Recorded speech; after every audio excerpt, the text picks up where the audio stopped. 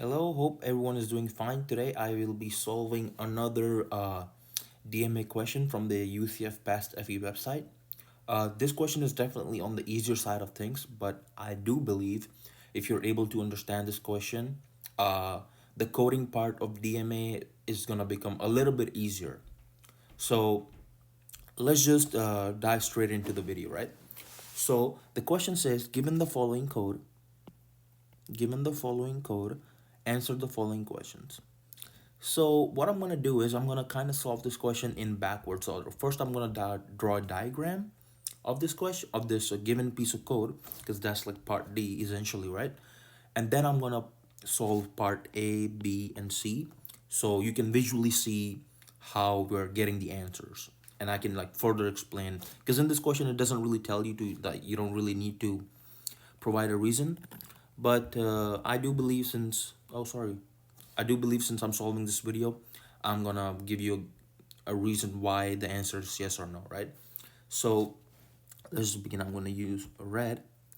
So we have an integer double pointer called array1, which is being allocated memory uh, of a pointer array of integers of size 3.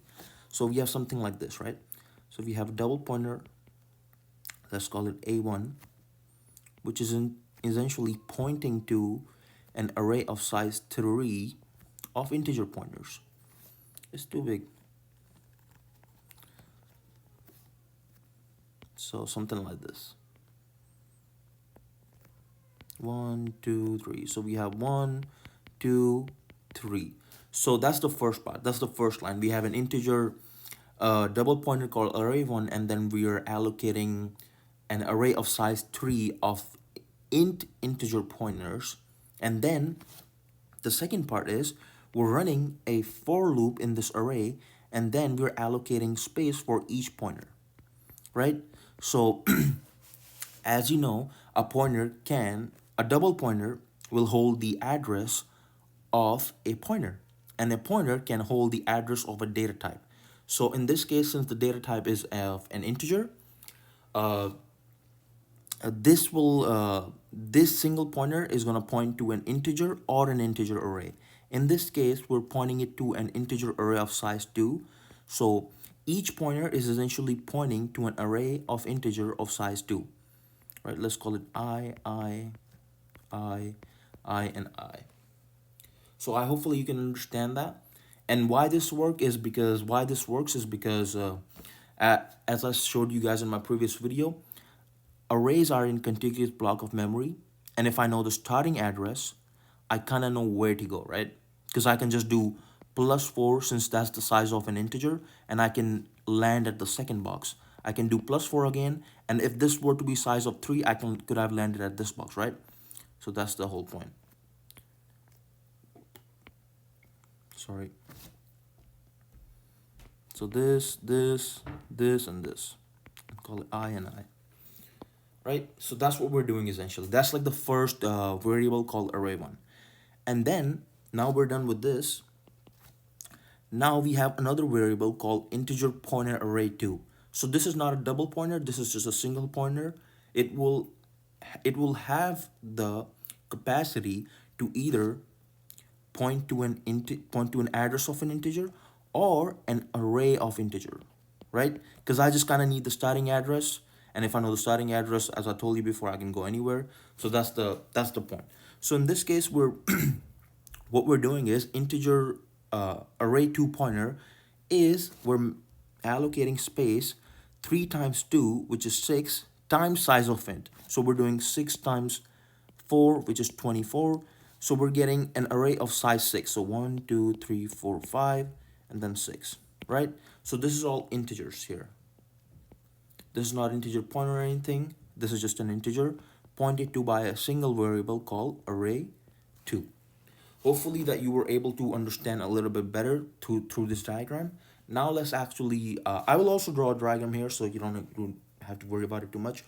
But now let's just solve the part A of this question. So the part A of this question says, does array1 and array2 require the same number of total bytes allocated to be stored in the heap space?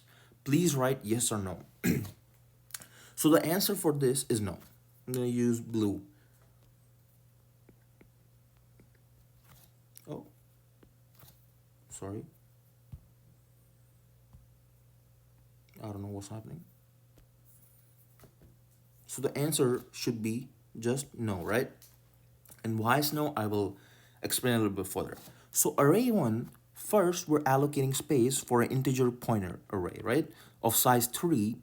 Then each of this pointer is essentially pointing to an array of size 2. So this is, so let's say, so this is 4, this is 4, this is 4, this is 4, this is 4, this is 4. So this is 24 bytes, which is the same as this actually, which is the same as this actually, but we're actually, this is a 2D array, right? Integer, this is a 2D array. First, we're allocating space for this pointer array, then I'm doing this. So this array is also going to take some more space, right? So that's why integer array is going to take up more space than array 2. Hopefully that you can able to understand that part. Because like in this part, I'm just straight allocating memory for the integer array of size 6. But in this, I'm kind of allocating the memory for the integer pointer array first. Then I'm allocating memory for an integer array of size 2 here for each pointer. So hopefully you were able to understand that part. The B part of this question is, are all the addresses associated with array 1, excluding array 1 itself, on the stack space, adjacent in memory? So the answer for this part is also no, because arrays are in contiguous block of memory. That is correct. So this part will be in contiguous block of memory, right? But this part, like for example, this array and this array, they have the starting address is different. So this should be like x10, this could be x20, and this could be like x30. So these are not in contiguous block of memory. They're being pointed to by these pointers, but they're not in continuous block of memory. Sorry, the diagram is not looking the best, but I will draw another one, a better example here, so you can better understand. This is only here for you can like, so you can better understand the problem, right? So they're not in so they're not in adjacent memory, because that's the reason. Because okay, so x10 and x14, these two blocks, they will be adjacent, but not these, because a pointer is pointing to another address right here. So that's the answer for it. The C part is, are all the addresses associated with array 2, excluding array 2 itself, on the stack space, adjacent in memory? Please write yes or no. So for this, the answer is yes. Why it's yes? Because let's see. Sorry.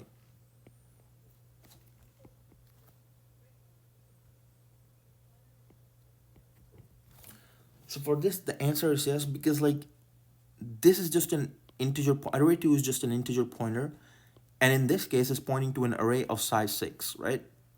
And this is in continuous, and this is like in continuous memory. See, I don't have another pointer that is pointing this block. I don't have another pointer that's pointing this block, and in turn, you know what I'm saying? So this is just like a single pointer that's pointing to an array of size 6. So this is all continuous in memory. So yes, they're all kind of adjacent, right? So that's kind of the answer. So now I'm gonna draw a better diagram so you can better understand. Okay. Yes, let's use green for the answer. So in the stack, we have two variables. We have array 1, and then we have array 2. Okay. Array 1 is in turn, so we'll do something like this. Array 1 is pointing to an integer array, or sorry, an pointer array of 3, and each pointer is pointing to an array of size 2 of int.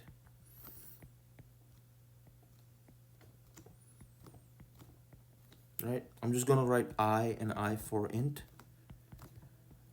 In the FE, I would highly recommend that you write the whole int, or here you write, uh, like here in this part, instead of doing just pointers, I would say like you write pointers, integer pointers, integer pointers, And then you can also like kind of in a you can do like something like this.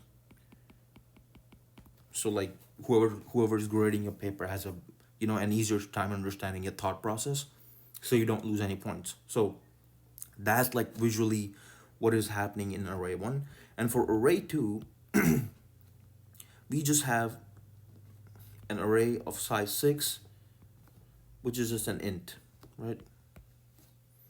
I'm gonna draw a bigger array. So we have something like, we have some, oh my god, I cannot draw, sorry. So we have, for array 2, we just have an integer array of size 6. So 1, 2, 3, 4, 5. I'm just gonna write I. But in the FE, I would definitely say that you write int, int, int, int, and int. So that's the part. You can also you can obviously find this this picture in my description. I would be uploading it to my GitHub, and yeah, hopefully, if you have any questions, let me know. I would be more than happy to help. Thank you.